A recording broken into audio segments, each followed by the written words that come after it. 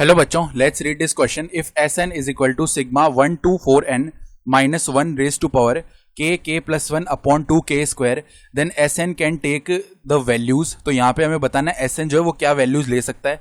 Start कर लेते हैं हमारे की कॉन्सेप्ट से. तो देखो की कॉन्सेप्ट क्या हो जाएगा. हम जानते हैं sum of first n terms of an AP यानी अरिथमेटिक प्रोग्रेशन.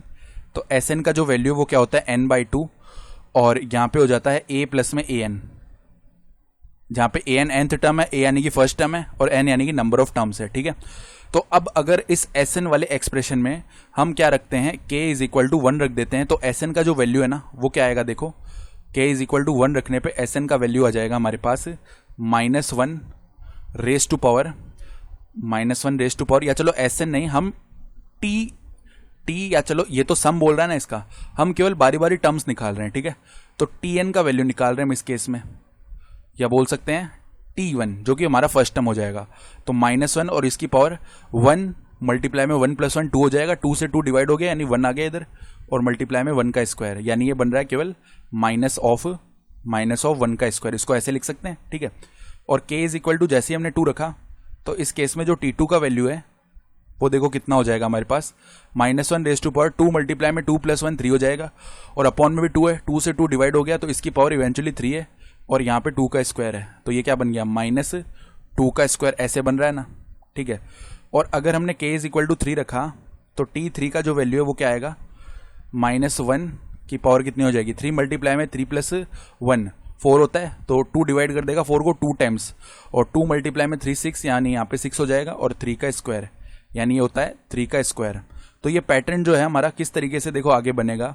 अगर हम एस एन लिखना चाहेंगे ना, तो एस एन देखो हमारे पास क्या आ जाएगा, पहले -1 का स्क्वायर आएगा, फिर -2 का स्क्वायर आ जाएगा. ठीक है. देन प्लस में 3 का स्क्वायर आएगा. ठीक है. देन आगे जब हम k इज इक्वल टू 4 के लिए देखेंगे ना, तो वो प्लस का 4 का स्क्वायर आ जाएगा. देन 5 के लिए देखेंगे माइनस का 5 का स्क्वायर आ जाएगा. देन 6 के लिए देखेंगे ना, माइनस का 6 का स्क्वायर आ जाएगा. देन प्लस का 7 स्क्वायर आ जाएगा. ठीक है. इस तरीके से चलता जाएगा. और आगे जो है प्लस का 8 का स्क्वायर और माइनस फिर 9 का स्क्वायर, तो ऐसे आगे चलता जाएगा. और देखो जो पहला पैटर्न है वो कैसे आएगा, -4n - 3 का होल स्क्वायर -4n - 2 का होल स्क्वायर. ये हमारा पहला पैटर्न बन रहा है, यानी कि पहले दो के लिए ऐसा पैटर्न बन रहा है. यानी हमने जब n इज इक्वल टू 1 रखा ना, तो 4 - 1 यानी 3 हो गया, तो -1 का स्क्वायर.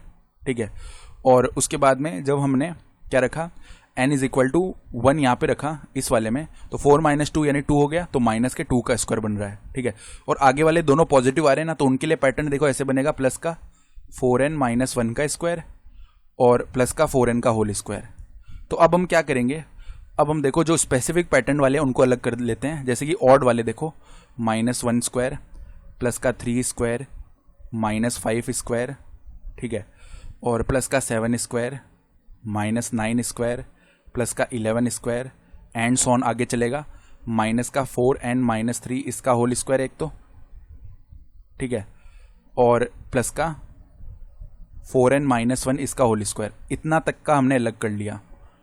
और प्लस में देखो, प्लस में आगे हम -2 के स्क्वायर को, प्लस में 4 के स्क्वायर को, माइनस में 6 के स्क्वायर को, प्लस में 8 के स्क्वायर को, माइनस में 10 के स्क्वायर को, प्लस में 12 के स्क्वायर को. ठीक है.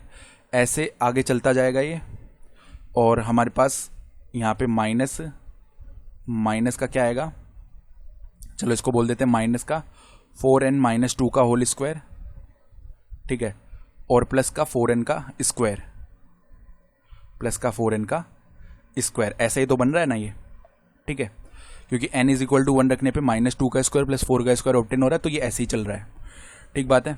अब देखो ये जो फर्स्ट है इसको हम अलग से इवेल्युएट करेंगे, और ये जो सेकंड आया टर्म इसको हम अलग से इवेल्युएट करेंगे. ठीक है.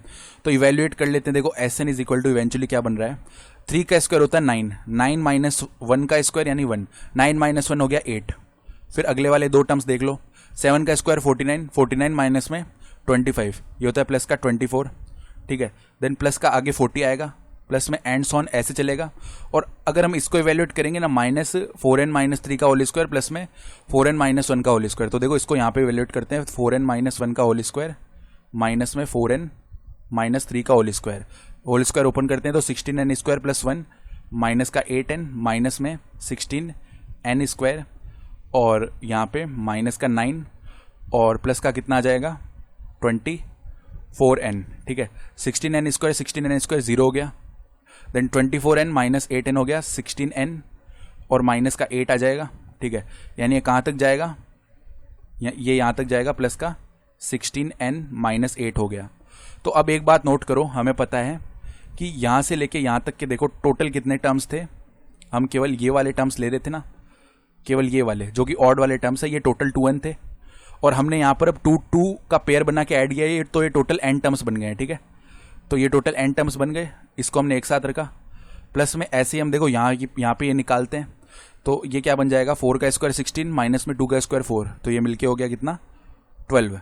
प्लस में आगे कितना बनेगा 28, प्लस में आगे 44 बनेगा, प्लस में एंड सॉन, एंड इनको जब हम देखो 4n का होल स्क्वायर माइनस में 4n-2 का होल स्क्वायर, इसको देख लेते हैं कितना आएगा 16n स्क्वायर माइनस का 16n स्क्वायर माइनस का 4 एंड प्लस का आ जाएगा 16n, तो ये तो 0 हो गया, यानी ये बन रहा है 16n-4, तो प्लस का ये भी 16n-4 और यहाँ पे टोटल कितने टर्म्स हैं n टर्म्स ही हैं। ठीक है, तो अब हम क्या करते हैं, देखो जो हमारे पास पहला टर्म है इसमें से 8 कॉमन कर लिया, तो 1 + 3 + 5 प्लस में एंड सॉन प्लस में 2n-1 बचेगा।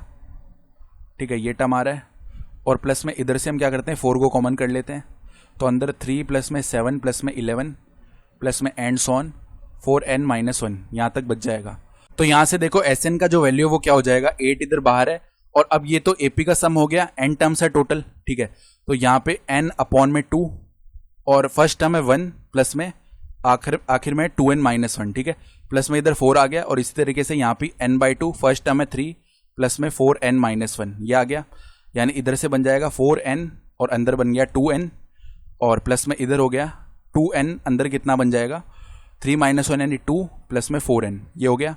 तो अब देखो इधर बन गया 8n स्क्वायर प्लस में इधर हम 2 बाहर निकाल लें तो 4n और 1 प्लस में 2n ये बच जाएगा।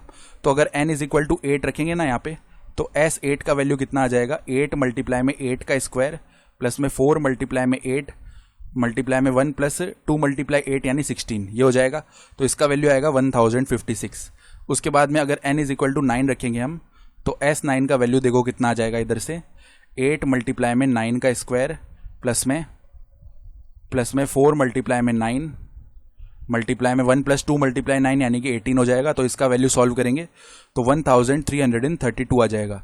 तो देखो जब हम n = 8 से n = 9 गए तो हमारी वैल्यू 1056 से 1332 चली गई, यानी इनके बीच की कोई भी वैल्यूज नहीं आ रही होगी। ठीक है, क्योंकि हम देखो एक इंटीजर में ही हमने जंप किया, 8 से 9 गए हैं, तो अब ऐसा तो है नहीं 8.5 रख देंगे n का वैल्यू, ऐसा तो होगा नहीं।